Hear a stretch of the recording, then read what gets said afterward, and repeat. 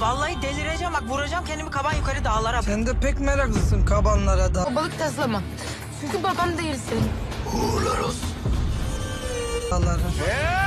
Araziyi aldık durmayacak. Fırtınanın her kardeşini onlardan alacağım. Abi keçiler. Veterinerleri çağırdım ama hiçbiri anlamadım ben. Teker Adını da Koçarı 2 koyacağım. Ben sana bir toz yollamıştım, hatırladın mı? teker ölüyorlar abi. Ölüyorlar. Allah'ım yardım et. İstanbul'a giderim yani. Kimle gidiyorsun? En iyiyle. Gebertirim. Ben senden izin istemedim ki. Bana bak. Allah sen büyüksün, yardım et. About who Decenti's real mother is. On the other hand, Serhat follows the facts himself without knowing what is going on behind his back. When Serhat sees the white flower next to his wife, Birak's bed, he thinks he's gotten closer to finding the person he's looking for. After a short time, he discovers who left this flower. A new episode of the series Gullar v. Gunnar is shown every Saturday.